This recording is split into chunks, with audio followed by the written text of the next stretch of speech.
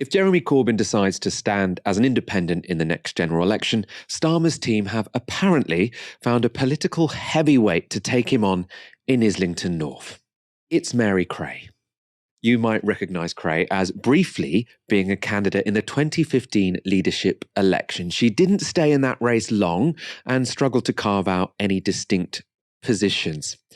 She did, however, launch her campaign in an unusual place. But I've chosen to launch my leadership bid in the Daily Mail because that's exactly the sort of reader that Labour has lost. And I think across the country, people trust us to run their local councils, they trust us to run their local services, but when they came to the ballot box, they wouldn't trust us to run the government. Would you agree with the Daily Mail, the sort of journalism it does? Well, I don't want to get into the different types of journalism. I mean, you know, they've got a very big website. Everybody has a little look at the sidebar of shame. They're very aggressive, and the sidebar of shame and all that. A lot of people in the Labour movement would say that that's not the sort of thing a socialist should be supporting. Labour must have no-go areas. We have to reach out to every corner and every community of this country, and that doesn't mean turning our backs on large numbers of people who want to know what the Labour Party stands for and actually are interested in our vision of how we can combine hope. I mean, if something is racist or sexist or something like that, I mean, surely you would come a point where you'd say, I don't want to be associated with that. Well, there have been well-documented issues with the Daily Mail in the past, but I think what we have to do is unite around a common vision on how we can marry Labour's traditional speaking up for public services, our NHS, the BBC, all the things that are going to change under this Conservative government, but also talk about the economy, talk about aspiration and talk about how we can have compassion in public life as well. It tells you a lot about someone's political acumen if they launch a campaign to win over Labour members by writing a comment piece in the Daily Mail. I don't need to tell you that Labour members do not read the Daily Mail. You might as well launch your campaign in the New York Times. It might as well be a bunch of Americans reading this. No one who reads the Daily Mail is voting in a Labour leadership election. That's probably why she didn't do very well, why she had to drop out quite early. Now, the possibility of Mary Creagh standing in Islington North was first touted in the Mail on Sunday. They report the following. Moderates are looking to Corbyn critics who crashed to defeat thanks to Jeremy to take revenge by standing as the official Labour candidate. The Mail on Sunday understands that they include former Islington councillor Mary Creagh, who angrily confronted Mr Corbyn shortly after she lost her Wakefield seat as part of the Tories' conquest of Labour's Red Wall. Ms Creagh was filmed challenging the then leader in Portcullis House at Westminster after seeing him pose for photographers with young people as she was clearing out her office. So the Daily Mail are suggesting it could be Mary Creagh or another woman who lost a Red Wall seat in 2019 who will stand against Corbyn. Interesting here. I thought one of the reasons why Labour was supposed to have lost the Red Wall is because they treated those constituencies as disposable, somewhere where you might just pop in and out of. Now they're suggesting that the people who lost those seats should now just come and stand in Islington North. Mary Creagh was a councillor in Islington before, so she popped to Wakefield to represent them for a while. Now she's going to come back to Islington North to take on Jeremy Corbyn. That is really the vision of someone committed to winning back those seats in post-industrial England. Ash, what's your take on this? Mary Creagh or another Red Wall woman taking on Corbyn in Islington North? Do you see it happening?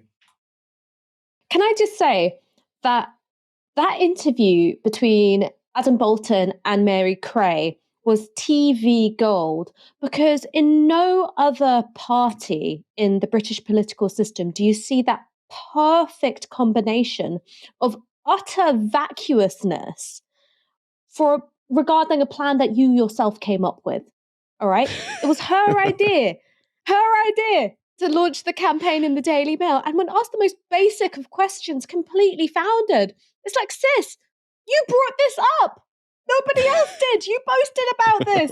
You think you would have a compelling answer? I mean, Jesus Christ. I really wish I could be a political consultant to some of these idiots on the Labour right, because I'm here. I completely disagree with the tactic, both morally and strategically. And I was just here going, you should just say that writing for the Daily Mail isn't an endorsement of their positions and you want to be heard by unusual audiences. That's it. That's all you have to say. Except she looked like a goose who was challenged to do algebra.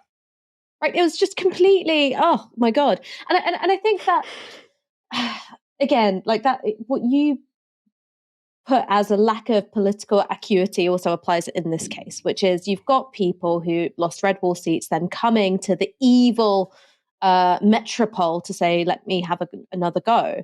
The fact is that Jeremy Corbyn is a very good constituency MP. People who disagreed with him vociferously, even Theresa May has said, look, there's no doubting his devotion to his constituents. He's not a parachute candidate. He's someone who has got very deep links to the constituency built up over many decades. And you are going to be hard pressed to find somebody who's going to want to go up against him. The other thing, in terms of the relationship between Jeremy Corbyn and his constituency, is that still, after everything, after all the attacks in the press, after all the attacks from his own party, he is still very well regarded by his constituents. There were vox pops being done by, I think it was ITV, on the day that he had the whip removed. And they were really going around in Islington North looking for somebody to slag him off. And they simply couldn't find anybody. One of the people who was interviewed said, this is Corbyn town. You know, this is Corbyn country. I don't know what you're doing around here looking for a negative newsline. And I think that one of the perverse results of this onslaught of negative coverage, smears and attacks has been to make people in his constituency feel quite protective over him, because Islington North is a very different demographic picture from Islington South. There is a lot of deprivation. There is a lot of poverty. And Jeremy Corbyn has always been known as somebody with an open door for everyone and who will fight for people who experience the sharp end of austerity or have problems with their immigration status or problems with their council housing. He's the man that people call. So I think that it would be a mistake to invite somebody to stand in the seat who, one, didn't particularly distinguish themselves as a constituency MP, far away from the place that they would be standing in, and two, has sort of made themselves distinctive by being a bit of a Corbyn hater.